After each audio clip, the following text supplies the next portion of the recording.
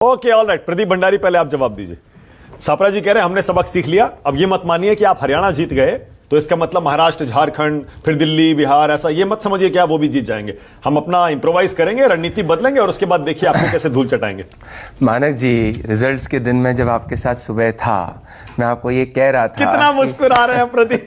मैं आपसे ये कह रहा था कि मानक जी सब्र करिए, हम जमीन पे रहते हैं और हम विनम्र लोग हैं। अंदर से आ रही है प्रदीप की हंसी, आज कंट्रोल नहीं हो रही है। मैं आपको एक वीडियो जरूर सुनाऊंगा आपके शो का, जो इतना वायरल वीडियो है। बात है, सीखता वही है जो घमंड नहीं करता है, जिसके पांव जमीन पे रहते हैं और जो झूठ की दुकान नहीं चलाता है। महाराष्ट्र में लड़ाई शिवाजी जी महाराज को फॉलो करने वाली भारतीय जनता पार्टी और औरंगजेब के प्रिंसिपल वाली महाविकास आघाड़ी के बीच में है। पर पहले मैं आपको बताऊंगा ये क्यों हारे। ये सुनिए इनका घमंड आपके शो में। सबके सामने है, 20 के ऊपर है और बढ़ जाए तो मेरा नाम बदल दीजिएगा। 15 से 20 के बीच में इनकी सीटें आने जा रही, उससे कमी होंगी, ज्यादा नहीं होंगी हरियाणा में।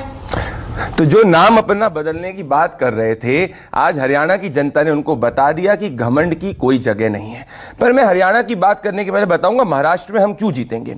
लीडर ऑफ ऑपोजिशन महाराष्ट्र के अंदर कांग्रेस पार्टी के नेता विजय वटेकर जी ने एक बहुत बड़ा बयान दिया है। उन्होंने लाडकी बहना योजना, जिसके तहत 2 करोड़ से ज्यादा महाराष्ट्र की महिलाओं के खाते में हर महीने 1500 रुपए पहुंचे हैं, कहा है कि वो वायबल स्कीम नहीं है। मतलब आज महाराष्ट्र की बहनों के सामने यह तय हो चुका है कि अगर महाविकास आघाड़ी आएगी तो लाडकी बहना योजना बंद कर देगी। इसीलिए ये चुनाव हारेंगे, क्योंकि ये महिला विरोधी है। मैं दूसरी बात बताता हूं, महाराष्ट्र के एलओपी विजय वटेकर जी, कांग्रेस पार्टी के बड़े नेता जो पहले शिवसेना में थे, आनंद दुबे जी, सुनिएगा मैं आपको भी बताऊंगा। उन्होंने क्या पूछा, उनसे पूछा गया कि आप तो जब शिवसेना के अंदर हुआ करते थे, आप वीर सावरकर को मानते थे, अब आप क्यों नहीं बात करते? तो क्या कहते हैं वो? बोलते हैं हमारे लिए चुनाव में 35 दिन तक, ये उनके शब्द, मैं वीडियो भी सुनाऊंगा, हमारे लिए 35 दिन तक अंबेडकर, गांधी और फूले का इस्तेमाल करना पड़ता है। जो हमारे ग्रेट अंबेडकर जी, फूले जी और साथ में गांधी जी का चुनाव के रूप में इस्तेमाल करने की बात कर रहे हैं, उनको महाराष्ट्र की धरती कभी नहीं चुन सकती। ये 2 चीज है। अब हमको तो छोड़ दीजिए मानक जी, आज के सब अखबारों की हेडिंग देखिए। ये आज की सब अखबारों की हेडिंग है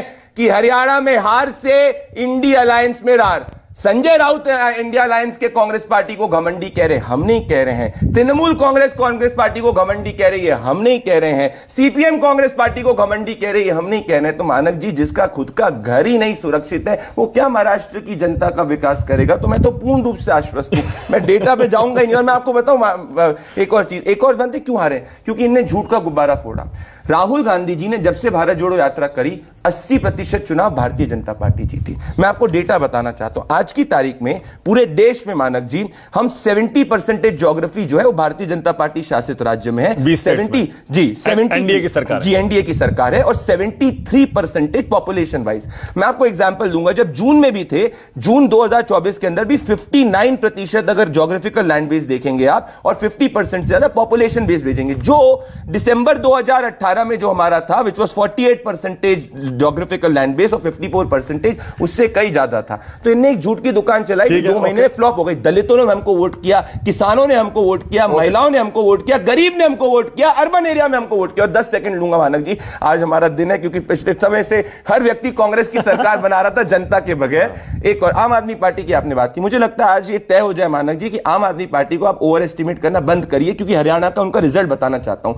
88 सीट्स पे चुनाव लड़े, 87 सीट्स पे जमानत जब्त हुई। अरविंद केजरीवाल जी के खुद के घर से उनको 1000 वोट नहीं मिले। नहीं, वो बात वो सही कह रहे हैं आप। तो मेरा निवेदन है, नहीं, लेकिन जिन सीटों पर करीब 6-7 सीटें ऐसी हैं, और आंकड़ा आपके पास होगा, बिल्कुल, जहां कांग्रेस की हार के मार्जिन से ज्यादा वोट आम आदमी पार्टी ने लिए। स्ट्रैटेजी मानक जी राहुल गांधी जी ने बनाई थी, क्योंकि आपके शो पे तो सब कह रहे थे राहुल गांधी जी मॉडर्न चाणक्य है।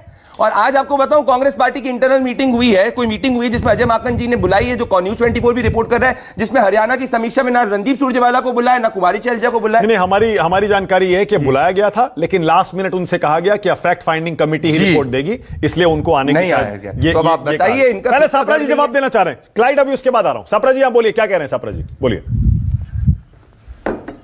देखिए, हमारे भाई प्रदीप भंडारी जी ने अनेक बातें महाराष्ट्र की मैं इनको याद दिलाना चाहूंगा कि जनता के मन से ये अभी गया नहीं है कि ये खोखे सरकार है। किस तरह से खोखों का आदान प्रदान करके आपने सरकार बनाई है, ये जनता के सामने है। और दूसरी बात यह है कि आपने ये पिछले 2-2.5 साल के कार्यकाल में मंत्रालय को घोटाला केंद्र बना दिया है। जिस तरह से आपने अपने विधायकों को साइन के अंदर जमीन देनी चाहिए, नवी मुंबई में 8 एकड़ जमीन देनी चाहिए और चर्च गेट के अंदर आपने 5 एकड़ की महत्वपूर्ण जमीन देनी चाहिए, ये तमाम सारी चीजें अखबारों में निकल के आई हैं, सारे लोग जानते हैं। और उसके बाद में जिस तरह से आपने अडानी को धारावी पुनर्वसन प्रकल्प के तहत आपने अनेक सारी जमीनें, 256 एकड़ जमीन सॉल्ट पैन लैंड की, या फिर आरे की 10 एकड़ की जमीन, या फिर मदर डेयरी की कुर्ला की 8 एकड़ की जमीन, ये तमाम सारी चीजें, रेलवे की 11 एकड़ की जमीन जो है, यानी एक अडानी के पुनर्वसन प्रकल्प के लिए, एक अडानी के लिए आप पूरी मुंबई को दाव में लगा रहे हो। ओके प्रदीप, जवाब दे रहे हैं आपका, उसके बाद आगे जाऊंगा। प्रदीप भंडारी बोलिए, जनता सवाल पूछेगी अब ये चुनाव के अंदर। सापरा जी, आप जोड़ तोड़ की बातें ना करिए। उद्धव ठाकरे जी को अपने आपने राजनीतिक पोस्टपोल अलायंस किया है, जिनके साथ आप हिस्टोरिकली लड़ा करते थे।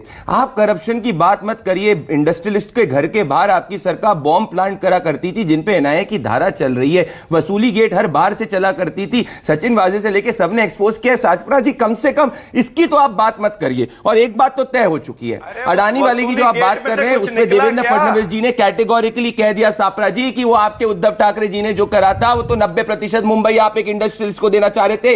हमने उसके रूल्स चेंज करे जिससे एक इंडस्ट्रियलिस्ट के पास नहीं जाए। और 10 सेकंड में लूंगा कि सापरा जी ने लाडकी बहना योजना पे क्लैरिफाई ना करके स्पष्ट कर दिया कि अगर इनकी सरकार आएगी तो 2 करोड़ महिलाओं को जो 1500 रुपए हर महीने मिल रहे हैं वो चले जाएंगे। सापरा जी बोल दीजिए लड़की बहना योजना पर। सापरा जी, मैं इस पे देखिए, ये गलत प्रोपोगंडा करना चाहते। भारतीय जनता पार्टी की यही तो सरकार है। झूठ और लूट की सरकार होती है। आपके एलओपी ने स्टेटमेंट दिया है। मैं स्पष्ट रूप से, प्लीज, मैं आपके बीच में नहीं बोला था, शांति रखिए, मैं आपके बीच में नहीं बोला। देखिए, कहीं भी किसी कांग्रेस के नेता ने नहीं कहा कि लाड़की बहन योजना बंद की जाएगी। उसको किस तरह से और अच्छे तरीके से चलाना है, उसके लिए फंड अरेंज करना, यह बात आदरणीय वेडेटीवार ने कही है। तो आप यहां पर झूठ का प्रोपोगंडा मत करिए। आप तो ये बताइए कि आपकी जो महायुति है वो गुंडा युति किस तरह से बन गई है। गणपत गायकवाड़ पुलिस स्टेशन के अंदर गोली चलाते हैं, हत्या करने का प्रयास करते हैं। अच्छा ठीक है, ओके सापरा जी, ऑलराइट सापरा जी, एक सेकंड रुकिएगा प्लीज, एक सेकंड। 4 और मेहमान है, उनके पास भी जाना है। अच्छा, मैं एक चीज नोट कर रहा था, लाडकी बहना बंद करेंगे ये वीडियो। ओके, एक मिनट, 1 सेकंड, सबको स्क्रीन पर लाइए। मैं एक चीज